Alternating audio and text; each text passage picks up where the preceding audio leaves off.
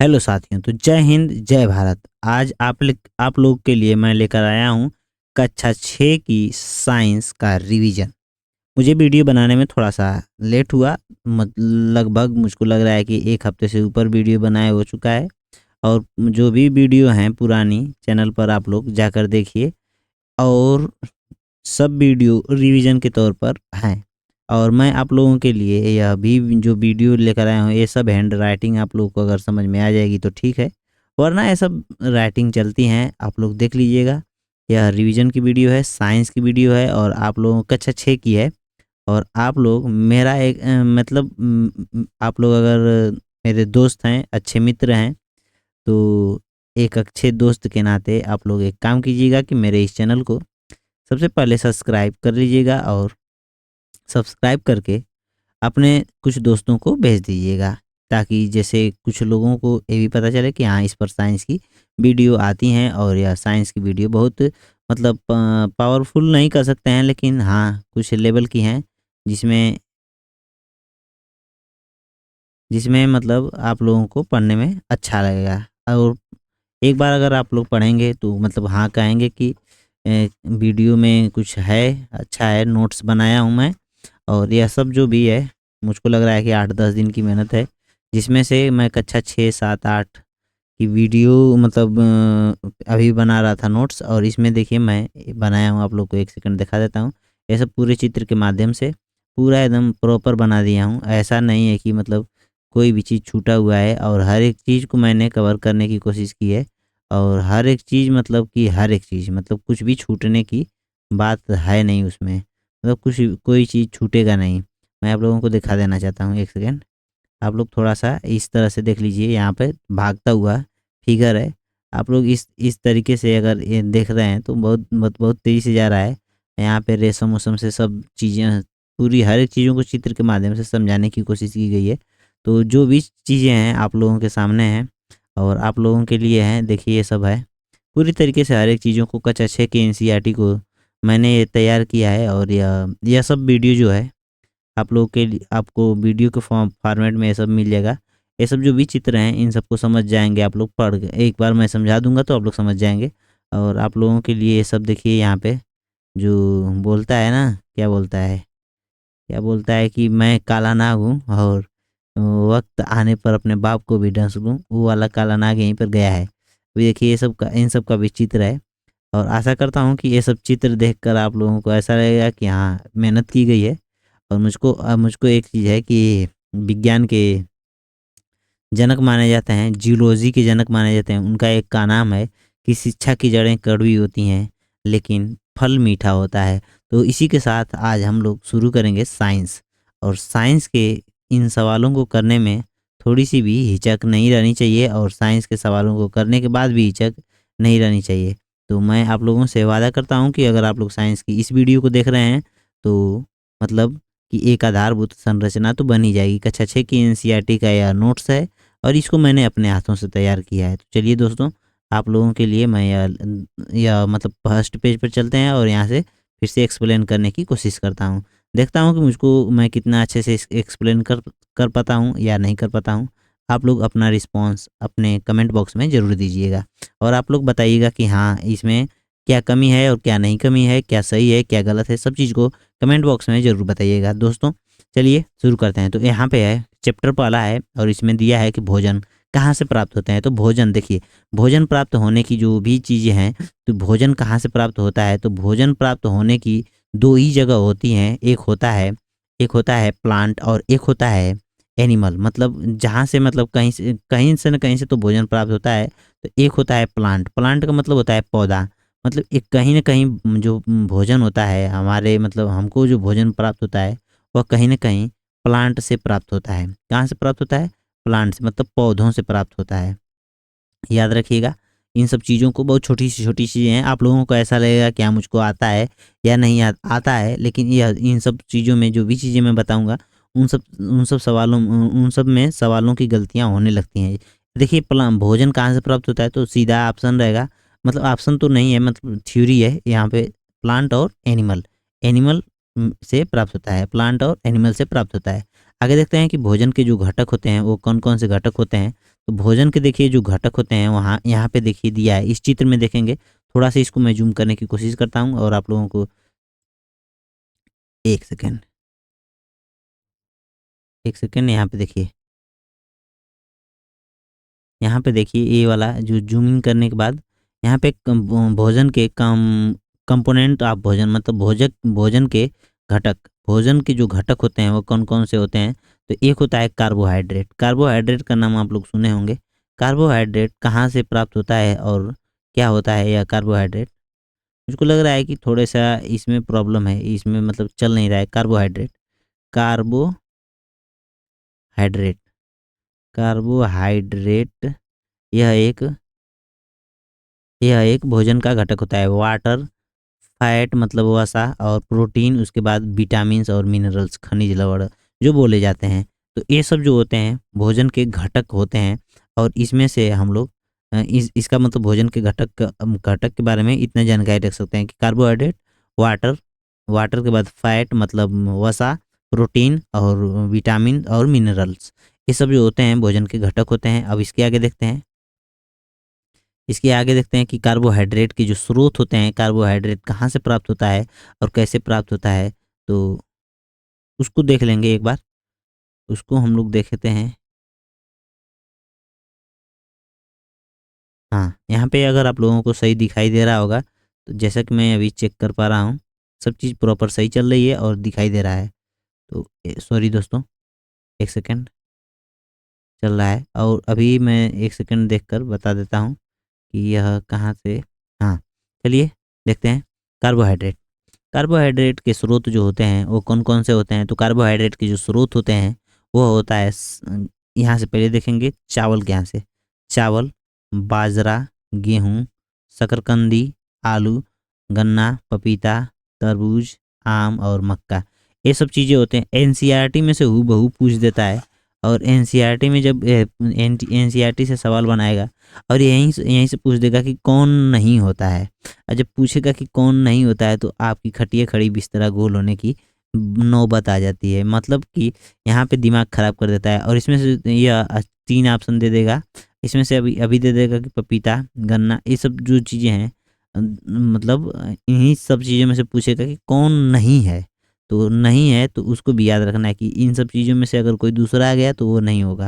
मतलब देखते हैं कार्बोहाइड्रेट का कार्य क्या होता है। कार्बोहाइड्रेट हमारे शरीर में क्या काम करता है? तो कार्बोहाइड्रेट ऊर्जा देता है। देखिए कार्बोहाइड्रेट ऊर्जा देने का कार्य करता है। यहाँ पर मैंने प्रॉपर लिख चुका हूँ कि ऊर्जा देने का, एनर्जी देता है, एनर्जी देने का काम करता है। और कार्बोहाइड्रेट तुरंत एनर्जी देता है। जैसे हम लोग इसका ग्रहण करेंगे और तुरंत हम लोग को एनर्जी दे देता है। देखिए कार्बोहाइड्रेट को का जैसे तुरंत एनर्जी कैसे प्राप्त होती है? तो कार्बोहाइड्रेट का यूज होता है जैसे जो लोग दौड़ते हैं, जो लोग धावक होते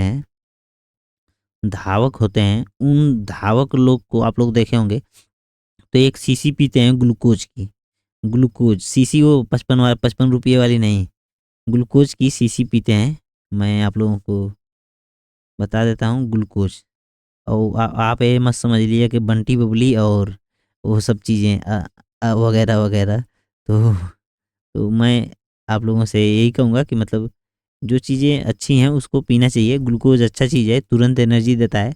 ग्लूकोज़ में क्या होता है? तो ग्लूकोज़ में होता है कार्बोहाइड्रेट और यही कार्बोहाइड्रेट तुरंत एनर्जी देने का काम करता है, जिससे एथलीट को तुरंत ऊर्जा मिलती है और वह दौड़ने में पूरी तरह से सक्षम होता है। देखिए कार्बोहाइड्रेट, अगर आप लोगों को भोजन दे दिया जाए दोस्तों, तो आप लोग भोजन में पता करना है कि कार्बोहाइड्रेट है या नहीं। कार्बोहाइड्रेट का मतलब कि इसमें ग्लूकोज या अन्य चीज़ें जो हैं या नहीं। तो इसमें हम लोग क्या करेंगे कि एक टेस्ट ट्यूब लेंगे और उसमें हम लोग भोजन के मिक्सचर को रख लेंगे। भोजन के मिक्सचर को इसमें रख लेंगे और क्या करेंगे कि भोजन के मिश्रण को रखने के बाद उसमें हम लोग क्या करेंगे कि आयोडीन के मिश्रण को हम लोग 2-3 बूंद डालेंगे। 2-3 बूंद ज्यों डालेंगे तो वह आयोडीन का जो है घोल जो है इसमें ज्यों पड़ेगा तो यह भोजन का जो पेस्ट है या भोजन का जो भी निकला हुआ चीज़ है, मतलब उसको जैसे हम लोग महीन करके या उसको उसका रस जो है हम लोग कह सकते हैं। तो इस रस में जब हम लोग डालेंगे तो यह नीला हो जाएगा या काला हो जाएगा, 2 ही चीज़ का होगा। जब ज्यों आयोडीन पड़ेगा उसमें तुरंत यह नीला या काला हो जाएगा। दोस्तों इन सब चीज़ों को आप लोग याद रखिएगा। ये सब चीज़ें पूछ देता है कि आयोडीन के परीक्षण में मतलब आयोडीन के नहीं, कार्बोहाइड्रेट के परीक्षण में किस रसायन का प्रयोग किया जाता है? तो आयोडीन का प्रयोग किया जाता है। याद रखिएगा कि आयोडीन का प्रयोग किया जाता है। देखते हैं, अब आगे देखते हैं कि प्रोटीन का टेस्ट करने के लिए हम लोग किस चीज़ का यूज करते हैं? प्रोटीन का टेस्ट करने के लिए हम लोग, जब भी हम लोग यहाँ से मान लीजिए कि ए वाली चीज़ जो है, पार्ट ए में जो है, इसमें भोजन के कुछ मतलब रस हैं जो इसको मतलब छान लिया गया है, और इसमें हम लोग क्या करेंगे, कॉपर सल्फेट CuSO4 को, कॉपर सल्फेट के मतलब विलयन को हम लोग ज्यों मिलाएंगे, यह क्या हो जाएगा, यह एन और नहीं, इसमें कॉपर सल्फेट और NaOH दोनों को मिलाने के बाद किस रंग का हो जाएगा, यह बैगनी रंग का रंग दे देगा। अगर बैगनी रंग का रंग दे दिया तो हम लोग जानेंगे कि इस विलयन में, इस मतलब जो भी मतलब सॉल्यूशन है, जो भी भोज्य पदार्थ है, उसमें बैगनी रंग का अगर रंग दे दिया, कॉपर सल्फेट और NaOH मिलाने के बाद हाइड्रोजन सॉल्यूशन, हाइड्रोक्सी सॉल्यूशन मिलाने के बाद नाइट्रोजन हाइड्रोक्साइड बोलते हैं इसको, और मिलाने के बाद जब बैगनी रंग दे देता है, बैगनी रंग का अगर आ जाए, प्रोटीन के परीक्षण में मैं बताने की कोशिश कर रहा हूँ, प्रोटीन के लिए बैगनी रंग दे देता है, बैंगनी रंग दे देगा, तो बैगनी रंग अगर दे देता है तो प्रोटीन BP, जिसे हम लोग बोल सकते हैं, इसकी ट्रिक बना सकते हैं, BP, बी से बैगनी, पी से प्रोटीन, बीपी बढ़ जाएगी, यानी बैगनी हो जाएगा तो प्रोटीन रहेगा। और वहीं पे आयोडीन वाला जो था, आयोडीन जैसे इसमें कार्बोहाइड्रेट था, तो इसमें आयोडीन का परीक्षण 2-3 बूंद डालने पर आयोडीन मतलब मिल जाती थी। आगे देखते हैं, एक सेकेंड। वसा का परीक्षण कैसे करेंगे हम लोग? वसा का परीक्षण करने के लिए कुछ नहीं होता है, एक सीधा सीधा हम लोग लेंगे कागज़, यहाँ पे कागज़ ले लेंगे, और कागज़ देख रहे हैं, यहाँ से कागज़ बनाया गया है वसा का परीक्षण करने के लिए। यहाँ पे भी जो भोज्य पदार्थ के छोटे छोटे टुकड़े हैं उसको ले लेंगे, और हम लोग जैसे मान लीजिए कि हम लोग को पता है कि इस भोजन में वसा है, तो हम लोग उस भोजन को ले लेंगे और इस कागज़ पर मतलब थोड़ा सा बिछा देंगे, और थोड़ा सा मतलब ऐसे फैला कर देंगे, बोलते हैं गाँव में पसार देंगे। पसारने के बाद क्या करेंगे, उसको बेलन से थोड़ा-थोड़ा दबाएँगे या पीसेंगे। तो फिर पीसने के बाद जब ज्यों उस भोज्य पदार्थ को हटाएँगे तो कागज़ पर क्या होगा, धब्बे पड़ जाएँगे। कागज़ पर जब धब्बे पड़ जाएँगे तो जिससे हम लोग को पता चल जाएगा कि इस मतलब भोज्य पदार्थ में मतलब वसा है। वसा का मतलब होता है कि तेल, जो बोलते हैं ना कि जैसे उम, ऑयली चीज़, ऑयली चीज़ जो होती है, ऑयली वाली जो चीज़ें होती हैं, ऑयली चीज़ें जो होती हैं उसको हम लोग बोलते हैं मतलब वसा। ऑयल वाली जो चीज़ें होती हैं उसको हम लोग बोलते हैं वसा, ऑयल लिपिड बोलते हैं इंग्लिश में। और वसा को मतलब हम लोग समझ सकते हैं, जैसे गांव में लोग बोलते हैं, सीधा सीधा हम लोग बोल सकते हैं कि चर्बी वाली चीज़ें, जो भी चीज़ें तेल वाली चीज़ें होती हैं उनको हम लोग वसा वाली चीज़ें बोल सकते हैं। तो एक तरह से मतलब समझा जा सकता है। आगे देखते हैं वसा के जो स्रोत होते हैं, वह कौन कौन कौन से स्रोत होते हैं। वसा के दो स्रोत होते हैं, देखिए दोस्तों, वसा के दो स्रोत होते हैं, जंतु स्रोत और पौधों में स्रोत, मतलब पौधे वाला। ये वसा 2 प्रकार से प्राप्त हो सकती है, एक एक जंतु से प्राप्त हो सकती है और एक पौधे से प्राप्त हो सकती है। पौधे में कौन-कौन से कहाँ से प्राप्त होगी? मूँगफली से, सरसों से, नारियल के तेल से, सोयाबीन, गिरी गिरी फिर तिल और सूरजमुखी। देखिए यह सब चीज़ें, जो भी चीज़ें मैं नोट किया हूँ, यह सब कक्षा 6 क्लास 6 की NCERT बुक से सब लिया गया है। और देखिए मैंने मतलब बुक से तो डायरेक्ट पढ़ाने पर ज़्यादा टाइम लेता है, लेकिन इससे मुझको लगता है कि थोड़ा कम लेगा समय, और ज़्यादा चीज़ें रिवीजन हो जाएँगी। देखिए वसा 2 चीज़ों में पाई जाती है, जंतु से और पौधों से, मतलब 2 चीज़ों से प्राप्त की जा सकती है, पौधों से और जंतु से। ख़ास तौर से पौधे और जंतु दोनों से ही प्राप्त होती है। और यहाँ पे हम लोग देखेंगे कि तो मूँगफली को जब आप लोग पेरेंगे, जैसे इसकी पेराई जो होती है, इसकी पेराई जो होती है, एक सेकंड दोस्तों, थोड़ा-सा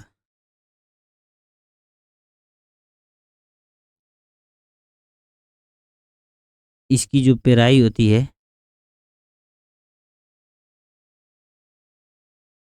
पेराई जो होती है, इसको हम लोग जैसे कोल्हू में, बैल कोल्हू से जो होता है, कोल्हू जो होता है उसकी पेराई करवाएँगे कोल्हू में, तो क्या होगा कि इसमें से तेल निकलेगा। तो हम लोग को पता कर इस सब सब चीज़ों में से निकलता है, इन सब चीज़ों में से निकलता है।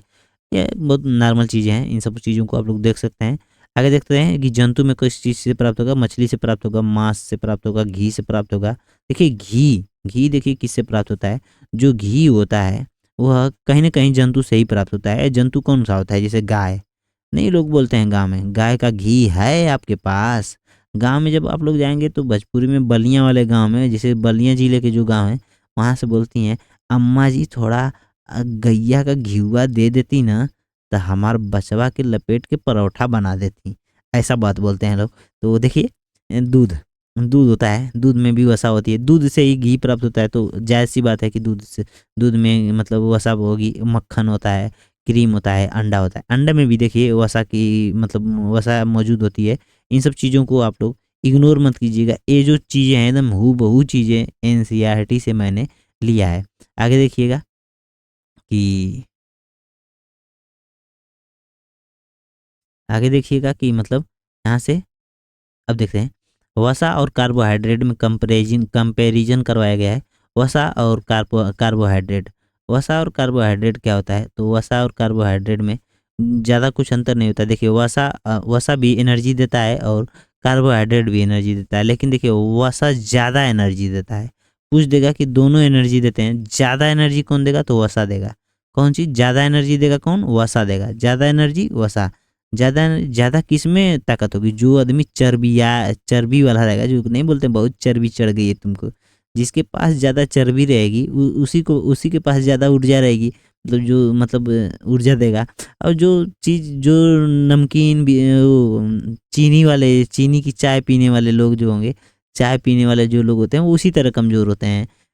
तो लोग बोलते हैं ना कि जो चीज़ें मतलब जो वसा जो है ज़्यादा एनर्जी देता है, चर्बी जो होती है ज़्यादा एनर्जी देती है और चाय कम एनर्जी देती है। याद रखिएगा, इन सब चीज़ों से मैं आप लोगों को रिलेट करके बताने की कोशिश कर रहा हूँ। अगर आप लोगों को समझ में आ रहा है तो ठीक, नहीं भी आ रहा है तो एक बार समझने की कोशिश कीजिएगा, आराम से समझिएगा और मुझको आशा है कि आप लोगों को समझ में ज़रूर आएगा। आगे देखते हैं कि वसा का अगर 1 ग्राम हम लोग लेते हैं और कार्बोहाइड्रेट का 1 ग्राम लेते हैं, तो दोनों का 1-1 ग्राम लेने के बाद जब हम लोग इनका कंपैरिजन करवाएँगे, तो वसा से हम लोग को 9.2 किलो कैलोरी प्राप्त होती है ऊर्जा, और यहाँ से 4.2 किलो कैलोरी प्राप्त होती है ऊर्जा। अब यहाँ से देखते हैं कैलोरी, किलो कैलोरी नहीं कैलोरी प्राप्त होती है, मतलब इतना ही होता है 9 और यहाँ पे 4, यहाँ पे अंतर है 5 का, सीधा अंतर है 5 का। अब यहाँ पे 5 का अंतर है, तो सोचिए कि वसा में 5 गुना मतलब इससे 5 लेवल ज़्यादा एनर्जी प्राप्त होती है। लेकिन यहाँ पे रुकिए दोस्तों, वसा में क्या होती है कि जल्दी से प्राप्त नहीं होती है, और कार्बोहाइड्रेट में क्या होता है कि जल्दी मतलब तुरंत। एक बात बताते हैं आप लोगों को, गोली 2 लोग मारते हैं, जैसे हम लोग एक एग्जाम्पल लेते हैं, जैसे यहाँ पे हम लेते हैं, यहाँ पे लेते हैं, यहाँ पे 2 लोगों को हमने लिया, और आप लोगों को अगर दिख रहा होगा तो मुझको लग रहा है कि दिख भी रहा है, और यहाँ पे मैंने 2 लोगों को लिया और यहाँ से एक का नाम रख दिया हिंदुस्तान और एक का नाम रख दिया पाकिस्तान। हिंदुस्तान और पाकिस्तान में दोनों में कंपैरिजन करवाया, दोनों में लड़ाई करवाया। हिंदुस्तान बोलता है कि मेरे पास ज़्यादा ताकत है। हिंदुस्तान बोल रहा है कि ज़्यादा ताकत है, और पाकिस्तान बोल रहा है कि मेरे पास भी ताकत है, लेकिन मैं तुरंत काम करता हूँ, जो भी एक्शन लेता हूँ तुरंत लेता हूँ। बम फेंकना हो, जैसे पाकिस्तान वाले जल्दी से बम फेंक देते हैं, तो जल्दी से बम फेंकने का मतलब है कि कार्बोहाइड्रेट जो है, यहाँ से भी देखिए मैं कार्बोहाइड्रेट को रिलेट करना चाहता हूँ पाकिस्तान से। अगर कार्बोहाइड्रेट जो है उसमें भी एनर्जी है, लेकिन कम एनर्जी है, फिर भी जो है जल्दी रिएक्शन करता है, तुरंत मतलब उसकी जो भी एनर्जी है तुरंत काम करता है, तुरंत बम फेंक देता है पाकिस्तान। तो उससे आप लोग समझ सकते हैं कि कार्बोहाइड्रेट में भी तुरंत एनर्जी प्राप्त करने के लिए हम लोग कार्बोहाइड्रेट का यूज़ कर सकते हैं। जैसे आप लोगों को मैं एक उदाहरण के तौर पर बता देना चाहता हूँ, अगर आप लोग उदाहरण समझते हैं, उदाहरण से लोगों को मुझको लगता है कि ज़्यादा समझ में आती हैं चीज़ें, और जो भी चीज़ें होती हैं उदाहरण से समझने में अच्छा लगता है। तो 1 सेकंड, इसमें देखिए कंप्यूटर में जो है कि पीडीएफ जैसे खोलने पर हिलने लगता है, ये लॉक सिस्टम नहीं होता है। जैसे पीपीटी होता है तो उसमें लॉकिंग हो जाता है, लेकिन इसमें क्या है ना कि ये लॉक नहीं होता है, यह हिलता रहता है। तो थोड़ी सी अगर परेशानी हो रही है तो इसके लिए मैं माफ़ी चाहूँगा, और आप लोग भी थोड़ा सा मतलब इतना तो कर ही सकते हैं, एडजस्ट कर सकते हैं। अगर आप लोगों को मेरी आवाज़ सही जा रही है तो थोड़ी सी आवाज़ सुन लीजिएगा, और ये सब इग्नोर कीजिएगा। देखिए ये सब कट जा रहा है, पिट जा रहा है, आगे या हट जा रहा है, तो इसको आप लोग थोड़ा-सा मतलब कंपैरिज़न करिएगा। जैसे मतलब कंपैरिज़न का मतलब नहीं कि मतलब थोड़ा-सा कंप्रोमाइज़ करिएगा, कि देखिए यहाँ पे पाकिस्तान की मैं बात कर रहा था और हिंदुस्तान की बात कर रहा था। तो हिंदुस्तान के पास भले ही ताकत ज़्यादा है, लेकिन तुरंत एनर्जी नहीं होती है, लेकिन पाकिस्तान के पास एनर्जी ज़्यादा है, एनर्जी कम है, लेकिन तुरंत रिएक्शन करता है। तो उसी तरह से हम लोग समझ सकते हैं। आगे देखते हैं कि जैसे हम कर रहे थे कि कार्बोहाइड्रेट तुरंत एनर्जी क्यों देता है, कार्बोहाइड्रेट में तुरंत एनर्जी क्यों आती है, क्योंकि इसमें ऑक्सीजन का लेवल जो होता है ज़्यादा होता है। कार्बोहाइड्रेट में ऑक्सीजन का लेवल ज़्यादा होता है, वहीं पर वसा में जो ऑक्सीजन का लेवल होता है कम। क्योंकि जब ऑक्सीजन का लेवल ज़्यादा होता है तो यह जब ऑक्सीजन जो है ऊर्जा कहाँ से प्राप्त होती है, ऊर्जा हमारे कोशिका के कोशिका के कोशिका के माइटोकॉन्ड्रिया में प्राप्त होती है। ज्यों कि जैसे जब ऑक्सीजन जाता है और वहाँ पे श्वसन की क्रिया होने के बाद हम लोग को एटीपी में ऊर्जा प्राप्त होती है। तो जो जल्दी से विभाजित होगा, तो जिसमें ज़्यादा ऑक्सीजन होगा, तो ऑक्सीजन ही एटीपी का निर्माण करता है, ऑक्सीजन से एटीपी का निर्माण होता है। मतलब ऑक्सीजन जलता है, उसी से ऊर्जा प्राप्त होती है। तो देखिए अभी पूछ देगा कि श्वसन, श्वसन मैंने बोला श्वसन, श्वसन क्या है? श्वसन एक दहन क्रिया है। श्वसन मतलब शरीर के अंदर जो श्वसन है ये एक दहन क्रिया होती है, और इसमें क्या आता है, ऊष्मा छेपी होती है, ऊष्मा ऊष्मा निकलती है, ऊष्मा शोषी नहीं है, ऊष्मा छेपी होती है। ये सब चीज़ें याद रखिएगा दोस्तों। आगे देखते हैं कि जैसे यहाँ पे क्या है कि जो ऑक्सीजन कार्बोहाइड्रेट में ज़्यादा होता है, इसलिए ये तुरंत मतलब रिएक्शन करता है और इसमें तुरंत एनर्जी निकलती है और तुरंत आप लोग मतलब शरीर को एनर्जी प्राप्त हो सकती है। अब मैं एक उदाहरण देकर बताता हूँ कि जैसे आप लोग सुबह-सुबह क्या कीजिए कि चावल खा लीजिएगा। जैसे चावल, चावल से बने हुए मतलब चावल से बने हुए नहीं, पूरा चावल एक थरिया ले लीजिए। प्रयागराज के स्टूडेंट का तो यही का नाम है कि पूरा एक थरिया चावल लेते हैं। एक थरिया मतलब थाली, एक थाली चावल लेंगे पूरा एकदम भर के, और ऐसे पूरा ऐसे लेंगे और यहाँ पे थोड़ा-सा रखेंगे क्या बोलते हैं, चोखा, और यहाँ पे दाल वगैरह ऐसा गड्ढा बना के रख लेते हैं। तो एक थाली जब आप लोग चावल खाएँगे और वहीं पे 2 रोटी खाइए, 2 रोटी और 1 थाली चावल में कौन ज़्यादा एनर्जी देगा? आप लोगों को मतलब आइडिया लगाइएगा कि कौन ज़्यादा देखिए, रोटी और चावल में एनर्जी दोनों में कार्बोहाइड्रेट है, लेकिन देखिए यहाँ पे कार्बोहाइड्रेट इसमें चावल में ज़्यादा है। तो तुरंत एनर्जी आप लोगों को कहीं काम पर जाना है या कहीं तुरंत ऐसा काम करना है कि जो ज़्यादा मेहनत का काम है और तुरंत खा के जाना है काम करने, और ज़्यादा मेहनत का काम है, 1 घंटे, डेढ़ घंटे का काम है, तो तुरंत आप लोग क्या करिए, 1 थरिया चावल खाइए, चले जाइए काम पे। वहाँ पे जाएँगे, काम करेंगे, तुरंत वो पच भी जाएगा और आपको एनर्जी भी बरकरार रहेगी। अगर रोटी खा लेंगे तो ये जल्दी पचती नहीं है, और यहाँ पे ऑक्सीजन क्या होता है, ऑक्सीजन का लेवल कम रहता है और ऊर्जा तुरंत आप लोग को प्राप्त नहीं होती है। वहीं पे आप लोग अगर चर्बी खा लेते हैं, कि कोई मान लीजिए कोई आदमी अंडा खा लेता है, कोई आदमी मांस खा लेता है, कोई आदमी मछली खा लेता है, ये सब जल्दी पचते नहीं हैं, क्योंकि इसमें वसा का जो लेवल होता है, वसा तो ज़्यादा मिलती है, वसा में ज़्यादा एनर्जी भी मिलती है, लेकिन क्या होता है कि इसमें ऑक्सीजन का लेवल जो होता है वह नीचे होता है, कम होता है। तो जिससे ऑक्सीजन का लेवल जब कम होता है तो जो भी दहन की प्रक्रिया होती है वह तेज़ी से नहीं हो पाती है, जिस वजह से जो होता है वो वसा से ऊर्जा तो ज़्यादा प्राप्त होती है, लेकिन क्या होता है कि इसमें ऊर्जा तो ज़्यादा प्राप्त होती है, लेकिन ये क्या होता है कि ऊर्जा को तुरंत मतलब आगे नहीं भेज पाता है, शरीर को नहीं दे पाता है। तो जिससे शरीर तुरंत काम नहीं, कार्बोहाइड्रेट तुरंत दे देता है। मैंने हिंदुस्तान और पाकिस्तान का एक उदाहरण लिया और आप लोगों को बताया। यहाँ पे देखिए प्रोटीन से संबंधित कुछ सवाल आते हैं, प्रोटीन और उससे मतलब प्रोटीन से संबंधित, तो प्रोटीन से संबंधित प्रोटीन के स्रोत पूछ देता है कि कौन-कौन से प्रोटीन के स्रोत होते हैं, तो आप लोग देख सकते हैं।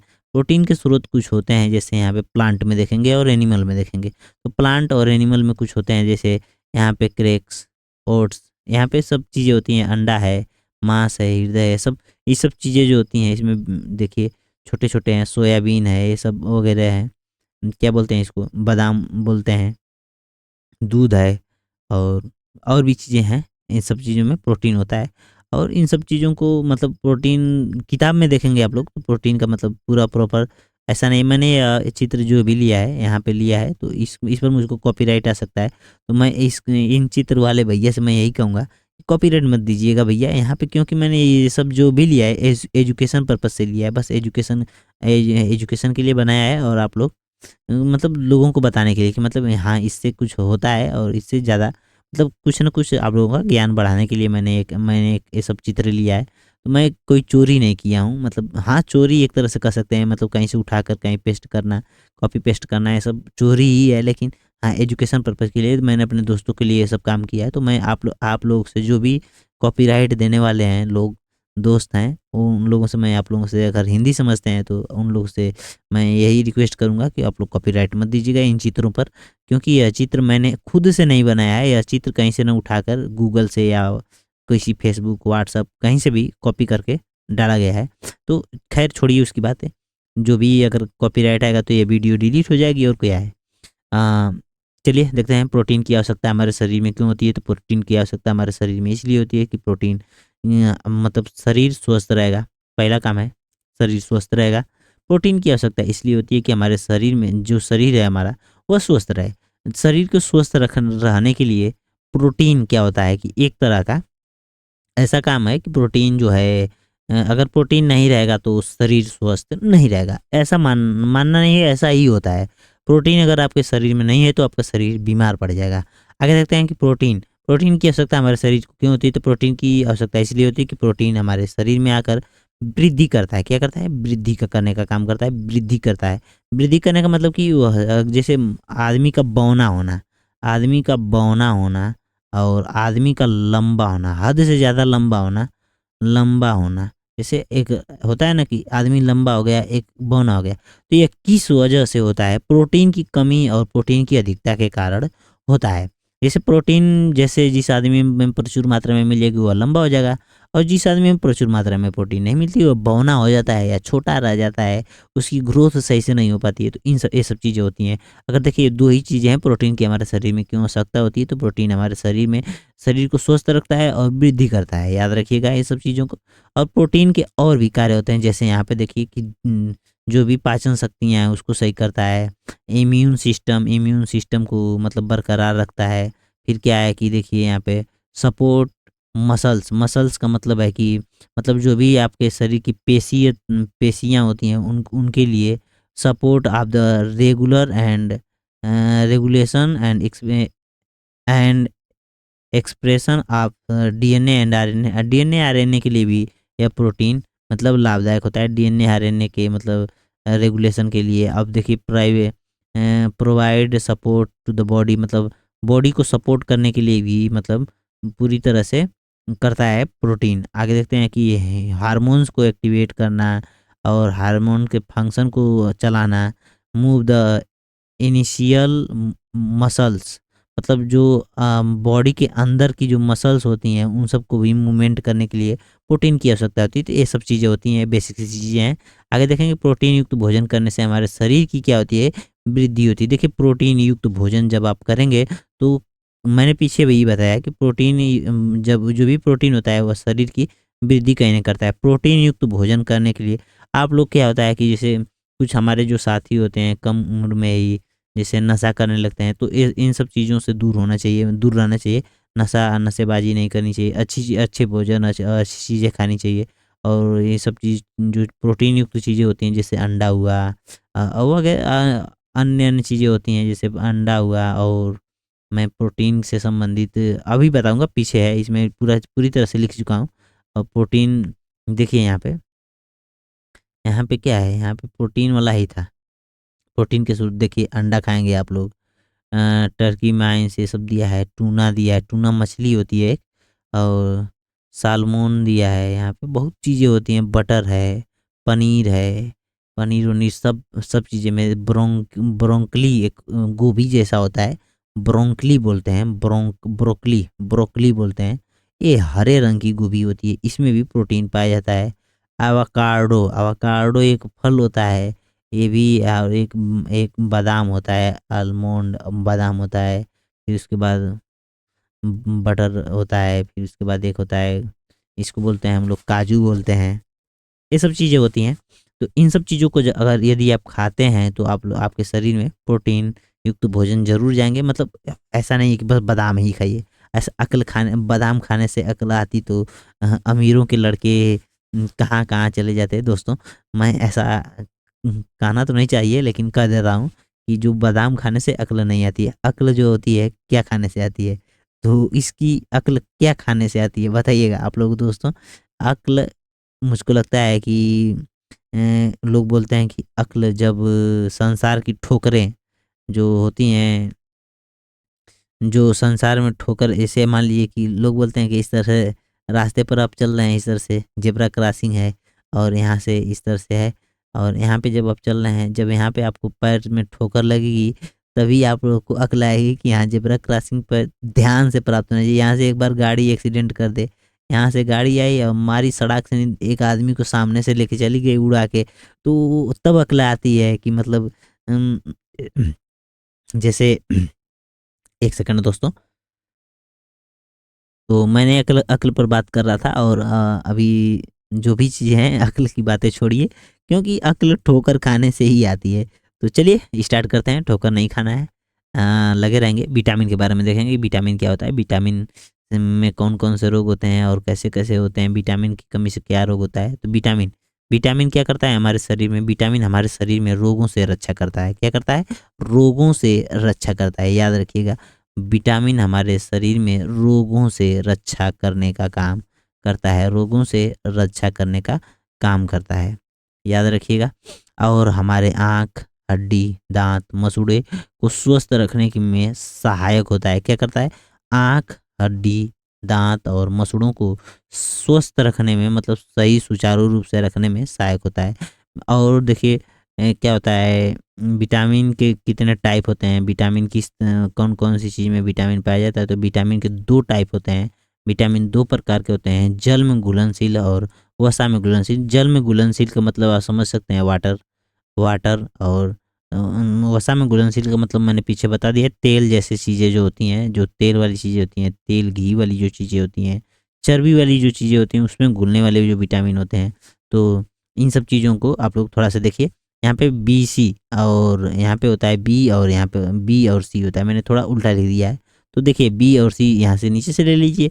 उसमें क्या करना है, पढ़ना ही जो किधर से भी पढ़ लेंगे आप लोग, की किसी भी तरीके से उल्टा होकर पढ़ लीजिए बी और सी। देखिए उसकी एक ट्रिक होती है कि भैंस गई पानी में, भैंस गई पानी में, भैंस गई गई पानी में। तो भैंस गई पानी में, तो भैंस में से बी से भैंस, सी से पानी, सी, यस से सी, और बी से बी, एस से बी। तब बी, भैंस गई पानी में, पानी से पानी में, मतलब जल में घुलनशील हो जाएगा। आगे देखते हैं कि ए, डी, ई के और जो भी चीज़ें बच रही हैं, वो सब ए, डी, ई के जो भी विटामिन बच रहा है, ए और डी, फिर ई और के, ये जो चारों विटामिन होती हैं वो वसा में घुलने वाली होती हैं। और देखिए ए की कमी से कौन सा रोग होता है, तो रतौंधी रोग होता है। डी की कमी से रिकेट्स, ई की कमी से आप लोग कमेंट बॉक्स में बताइएगा, और के की कमी से भी कमेंट बॉक्स में ज़रूर बताइएगा। आगे देखते हैं कि क्या है, खनिज लवणों की आवश्यकता हमारे शरीर में क्यों होती है, तो खनिज लवण की आवश्यकता किस लिए होती है, इसको आप लोग थोड़ा सा कमेंट बॉक्स में बताइएगा। नहीं, ऐसा नहीं है, मैं आप लोगों को बता देना चाहता हूँ कि खनिज लवण हमारे शरीर में क्या होते हैं कि अल्प मात्रा में आवश्यकता होती है। हमारे शरीर में खनिज खनिज जो होते हैं उसकी बहुत कम मात्रा में आवश्यकता होती है, क्योंकि उचित विकास, अच्छे स्वास्थ्य के लिए जो खनिज लवण की आवश्यकता, मतलब देखिए क्या होता है कि उचित विकास मतलब जो भी चीज़ें, मतलब हमारे शरीर को मतलब विकास करना है या स्वस्थ रहना है, उन सब चीज़ों के लिए खनिज बहुत लाभदायक होता है। जैसे आप लोगों ने नाम सुना होगा आयोडीन का नाम। आयोडीन एक खनिज है, आयोडीन एक तत्व है, खनिज तत्व है जो, और आप लोग नाम सुने होंगे लोहा।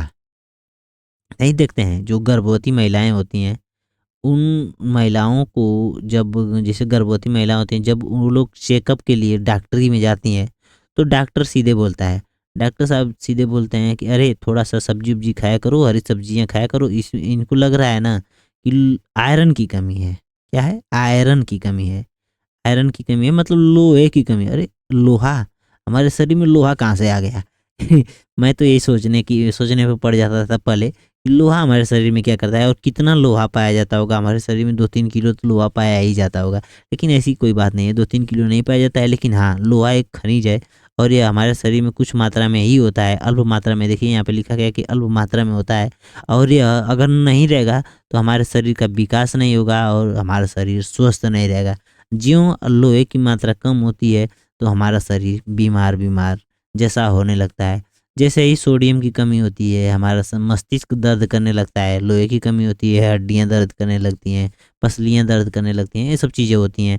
आगे देखते हैं कि मतलब खनिज लवण के बारे में। अब देखें चावल, यहाँ पे जो कुछ चीज़ें हैं जो पिछले मतलब इसी चैप्टर में जो पीछे है, चावल में कार्बोहाइड्रेट ज़्यादा पाया जाता है। कार्बोहाइड्रेट क्या पाया जाता है? ज़्यादा मात्रा में पाया जाता है, ज़्यादा, बहुत ज़्यादा मात्रा में, सबसे ज़्यादा मात्रा में।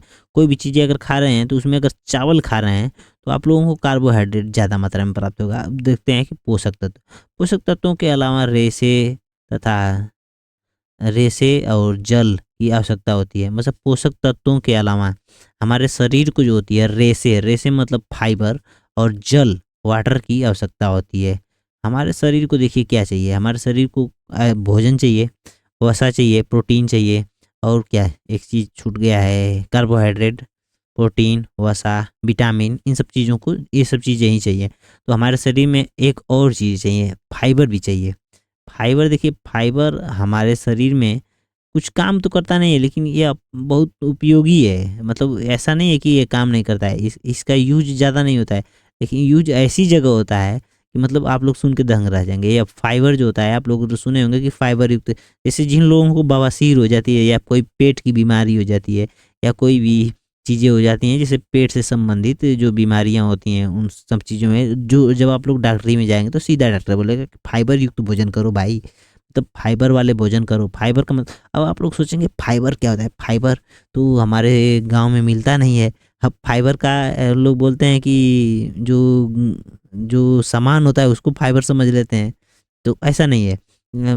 फाइबर जो होता है, जैसे कुछ खाने वाली जो चीज़ें होती हैं, जैसे आप लोग सुने होंगे सलाद, सलाद का नाम सुने होंगे, सलाद, सलाद जो होता है, सलाद में फाइबर बहुत मात्रा में, मतलब भरपूर मात्रा में सलाद में पाया जाता है। जैसे मूली, मूली में देखिए, मूली आप लोग खाएंगे तो ज़्यादा नुकसान भी नहीं करेगा, कोई चीज़ या नहीं करता है, मतलब यह शरीर के अंदर रुकता ही नहीं है। मूली खत्म हो जाता है, सलजम हुआ, प्याज हुआ, इन सब का सलाद खाएंगे, और एक खीरा होता है, ककड़ी होता है, इन सब का जो सलाद खाते हैं तो इसमें क्या होता है कि पर्याप्त मात्रा में रेशे, रेशे को ही हम लोग रुक्षांश भी कहते हैं। आगे देखते हैं, रुक्षांश की पूर्ति कहाँ से होती है? तो पादप से होती है।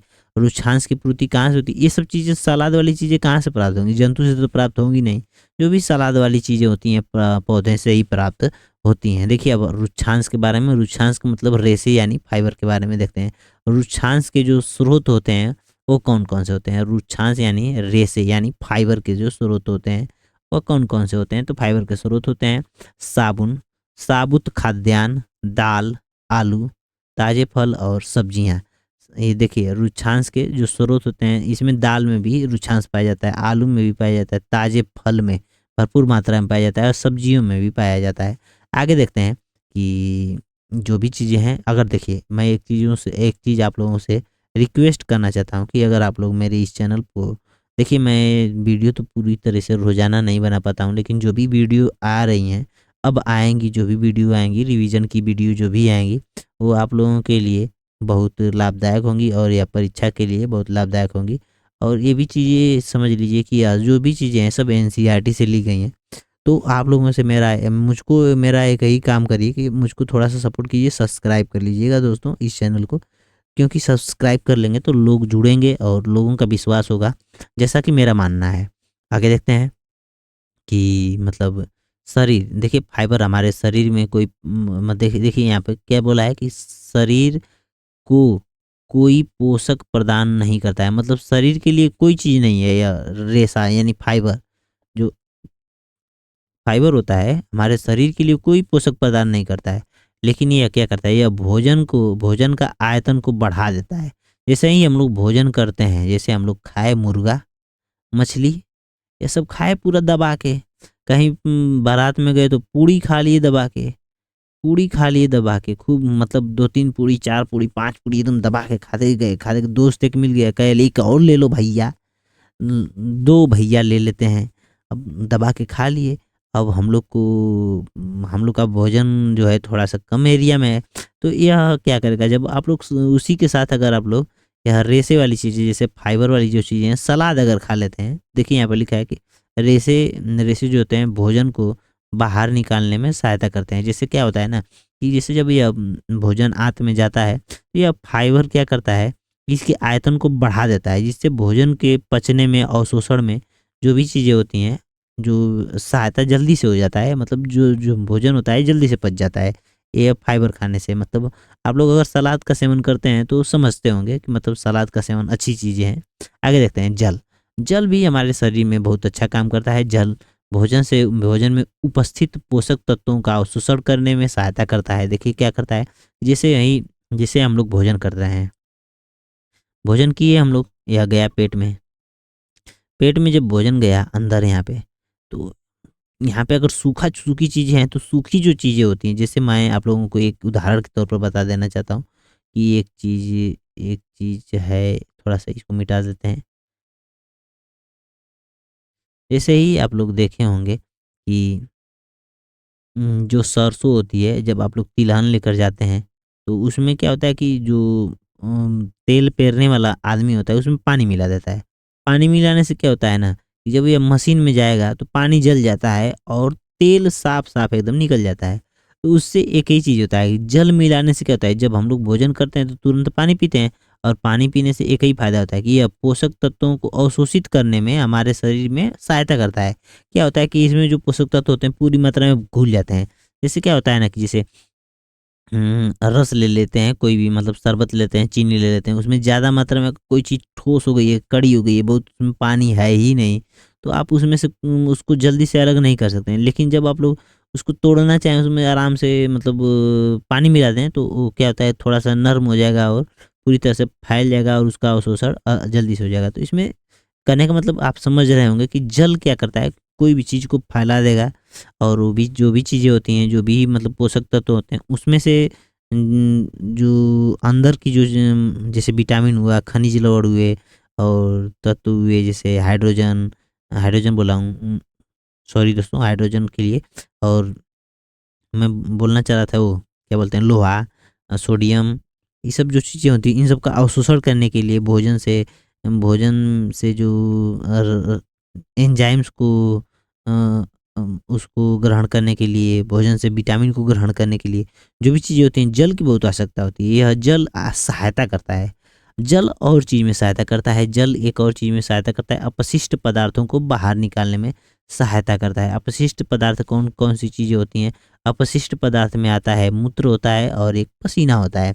तो मूत्र और पसीना, मूत्र मतलब जो भी आदमी, कोई भी आदमी हो, जब वो मूत्र करने जाता है, तो वह कहीं न कहीं उसमें पानी होता है, और मूत्र में आप लोग सुने होंगे यूरिया, यूरिया पाया जाता है, मूत्र में यूरिया पाया जाता है। अगर आप लोग सोचिए डायरेक्ट आदमी यूरिया की पेशाब करे, इतनी जलन होगी कि आदमी तड़प-तड़प के मर जाएगा। तो आप लोग कहेंगे कि तड़प-तड़प के इस दिल से आह निकलती रही, तो पेशाब नहीं निकलेगी, जब उसमें पानी कम मात्रा में होगा। ऐसी बात है और ऐसी ही बात है, ये सब एनसीईआरटी में सब चीज़ें लिखी हुई हैं। तो जैसा कि मैं आप लोगों को बता देना चाहता हूँ। तो आगे देखते हैं कि संतुलित आहार क्या होता है, संतुलित आहार से क्या फ़ायदे होते हैं, संतुलित आहार से क्या नुकसान होते हैं, उसके बारे में देखेंगे कि संतुलित आहार क्या करता है। संतुलित आहार हम पूरे दिन जो हम खाते हैं, वो हम उसको हम लोग आहार कहते हैं। लेकिन क्या होता है कि जो शरीर की वृद्धि और स्वास्थ्य में सहायक होते हैं, उनको हम लोग संतुलित आहार कहते हैं। देखिए क्या होता है कि जो भी चीज़ें हम लोग नहीं बोलते हैं कि कचर-मचर खा रहे हैं पूरा, बाज़ार में गए 2 गाजर उठा के खा लिए, मूली उठा के खा लिए, सेब उठा के खा लिए, कहीं गए समोसा खा लिए, घाटी खा लिए, इमरती खा लिए और बहुत चीज़ें हैं, घर आए दाल-भात खा लिए, चोखा खा लिए, मतलब किसी दोस्त के घर गए चाय पी लिए। ये सब जो चीज़ें हैं, जो दिन भर आप खाते रहते हैं बकरियों की तरह, वो सब चीज़ें जो हैं किस चीज़ में गिनी जाएँगी? वो सब चीज़ें आहार में गिनी जाएँगी। वो सब चीज़ें आप आहार में हैं, लेकिन उन सब चीज़ों को आप संतुलित आहार कहेंगे, जो आपके शरीर में वृद्धि करेगा, जो आपके शरीर को स्वस्थ रखने में सहायता। अब आप रोज़ खा रहे हैं, कॉफ़ी पी रहे हैं, क्या पी रहे हैं? कॉफ़ी। अगर आप रोज़-रोज़ कॉफ़ी पी रहे हैं, कॉफ़ी पीते-पीते क्या होगा? कॉफ़ी आपके शरीर को नुकसान पहुँचाएगा। कुस अगर आप गाजर ही खूब दबा के खा रहे हैं, घी पी रहे हैं रोज़, तो यह भी नुकसान पहुँचाएगा। लेकिन संतुलित भोजन उसको कहते हैं कि जो हमारे शरीर में वृद्धि करे, स्वास्थ्य रखे। तो सोचिए दोस्तों कि जो भी चीज़ें आप खाते हैं, वो सब चीज़ें तो आहार हैं, लेकिन लाभदायक नहीं होती हैं हर एक चीज़ें। तो हर एक चीज़ों को खाना भी नहीं चाहिए और हर एक चीज़ों को छोड़ना भी नहीं चाहिए। तो ऐसी चीज़ें ने मतलब संतुलित आहार का मतलब होता है कि ऐसा भोजन करिए कि जो हमारे शरीर को वृद्धि करे, स्वस्थ रखे, सही रखे। इन सब चीज़ों को हम लोग संतुलित भोजन बोलते हैं। संतुलित भोजन में हम लोग देखने की कोशिश करेंगे और संतुलित भोजन भोजन को हम लोग समझेंगे। संतुलित भोजन एक होता है कि संतुलित भोजन में पोषक तत्व और क्या-क्या पाए जाते हैं। संतुलित भोजन में 3 चीज़ें पाई जाती हैं। संतुलित भोजन में पोषक तत्व भरपूर मात्रा में पूरा भर के रहेगा पोषक तत्व, मतलब क्या होगा, फाइबर होगा, फाइबर बोल रहे हैं जो बोलते हैं फेरस होगा, मतलब लोहा होगा, और लोहे की कमी नहीं होगी, पालक खाएँगे लोहे की कमी नहीं होगी, और सोडियम होगा, पोटेशियम होगा, ये सब कार्बन-सार्बन सब होते हैं, जो भी पोषक तत्व होते हैं, ऑक्सीजन-ऑक्सीजन सब होते हैं इसमें। ऑक्सीजन की बात तो मैं वायुमंडल से भी प्राप्त होती है, लेकिन खाने से भी प्राप्त होती है। फाइबर होता है, फाइबर में भी संतुलन संतुलन संतुलित भोजन में फाइबर होता है। अगर आप लोग खाना खा रहे हैं, तो फाइबर का सेवन नहीं कर रहे हैं, मतलब सलाद नहीं खा रहे हैं। देखिए, आप खाकर आए मटन, मटन खा के आए, मटन नहीं मटर पनीर खा के आए, मटर पनीर, मटर पनीर खा के आए, और क्या हुआ कि आप ढकार ले रहे हैं पूरा, कर रहे हैं, ऐसे बोल रहे हैं, तो क्या हुआ कि मम्मी बोलेगी कि क्या खा के आए हो? तो बोलेंगे कि आप पनीर खा के आए हैं। तो बोलेगी मम्मी कि मूली खाए हो? तो आप बोलेंगे पूरे पनीर के साथ मूली, मूली कौन खाता है? तो एक आपका बड़ा भाई है, वो मुर्गा खा के आया है, वो बोला है कि मैंने आज पनीर मुर्गे के साथ 3-4 प्याज लपेटा मम्मी, और उसके बाद उसमें प्याज तो खाया ही खाया, और क्या हुआ कि मैं वहाँ पे मूली भी खाया और खीरा भी खाया, अन्य चीज़, और वो आराम से सो रहा है। तो आपको ये लगेगा कि साला मैंने क्या नहीं खाया यार। तो मतलब जैसे है ना कि जब आप लोग भोजन करते हैं तो थोड़ा-सा फाइबर का सेवन कर लीजिए। फाइबर का सेवन करने से एक चीज़ होता है कि जो भी चीज़ें होती हैं आसानी से पच जाती हैं। जो भी चीज़ें होती हैं आसानी से पच जाती हैं आपके शरीर में। तो देखिए, यहाँ से देख लेते हैं सब्जी, सब्जी के बारे में देखेंगे। सब्जी और फलों के छिलके उतार कर नहीं धोना चाहिए। सब्जी के बारे में जो संतुलित आहार से संबंधित है, तो सब्जी के जो सब्जी में जो फल होते हैं, सब्जी जो होती हैं उनको, मतलब उनको और फलों को, सब्जी और फलों दोनों को छिलका उतार कर नहीं धोना चाहिए। ये सब एनसीईआरटी में पूरा कच्चा छे की एनसीईआरटी है। अच्छा लग रहा होगा, सरल लग रहा होगा, लेकिन ये सरल नहीं है, सवालों को पूछ देता है, यहीं से पूछ देता है। चावल, चावल दाल को बार-बार नहीं धोना चाहिए, जिससे यहाँ से क्या होता है विटामिन और मिनरल्स ख़त्म हो जाते हैं। इससे इसको भी बार-बार नहीं धोना चाहिए, इसमें विटामिन और मिनरल्स ख़त्म हो जाते हैं। देखिए, भोजन को पकाते समय ज़्यादा पानी का यूज़ नहीं करना चाहिए, क्योंकि वहाँ पे जो भी एंजाइम्स और जो भी मिनरल्स होंगे पतले हो जाते हैं। उसके बाद नहीं, पानी का यूज़ करके उसे फेंकने से खनिज की हानि होती है। जैसे क्या होता है कि इस समय सर्दी का दिन है, और सर्दी के दिन में बनता है साग। बथुआ का नाम आप लोग सुने होंगे, गाँव देहात से होंगे तो। और मम्मी क्या करती हैं कि जब साग पकाती हैं कढ़ाई में, तो उसमें से पानी निकाल के फेंक देती हैं बाहर। जब आप लोग पानी फेंक देते हैं, तो उसको आप लोग बोलिए कि पानी मत फेंकिए। आप मांड का नाम सुने होंगे, मांड। जैसे क्या होता है कि मांड एक जैसे गाँव में ही मिलता है। शहरों के बच्चे क्या जाने कि मांड क्या होता है। मैं आप लोगों को बता देना चाहता हूँ कि मांड एक ऐसी चीज़ है, जिसको हम लोग खा के पूरा दिन मगन रहते थे। और मतलब क्या है कि जैसे स्कूल जाते थे तो मम्मी माड़ है, तो माड़ मिला, और उसमें थोड़ा नमक डाले और थोड़ा-सा और चावल डाले, पूरा कार्बोहाइड्रेट में हम लोग सोच समझ नहीं पाते थे कि उतनी एनर्जी, छोटे जब हम लोग थे।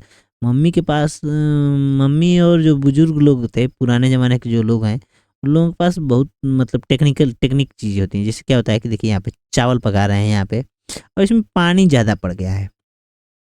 तो पानी ज़्यादा पड़ गया है, और चावल में आप लोगों को मैंने पीछे बताया कि चावल में कार्बोहाइड्रेट ज़्यादा पाया जाता है, कार्बोहाइड्रेट की मात्रा ज़्यादा होती है। अब पानी ज़्यादा पड़ गया है, और यहाँ से नीचे से जो हैवी फ्लेम जल रही है, आग जल रही है, और ऐसा हुआ कि चावल पक भी गया है, पानी भी ज़्यादा है।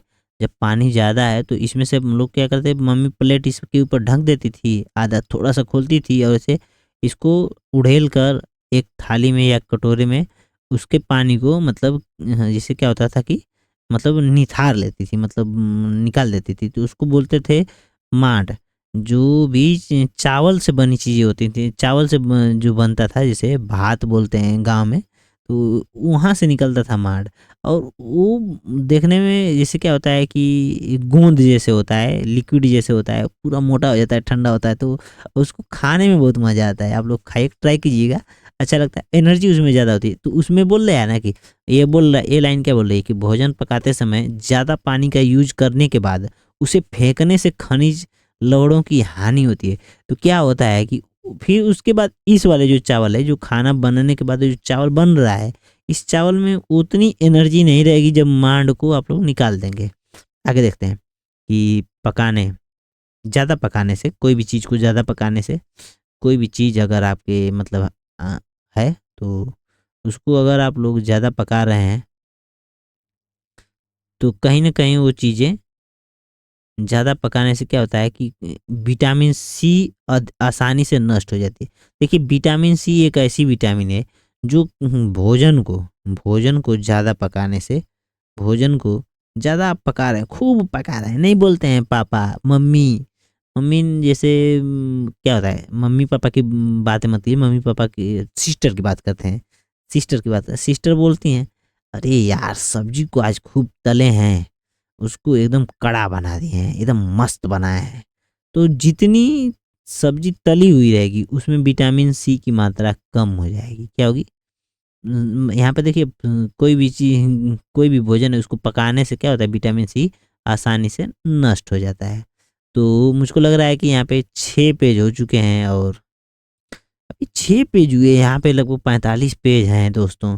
और मैं आप लोगों के लिए साइंस की इस रिवीजन को बता रहा हूँ। और यहाँ पे मैं अभी यहाँ से कहाँ तक है, अगला चैप्टर यहाँ से तंतु और वस्त्र, यहाँ वस्त्र तक करवाऊँगा।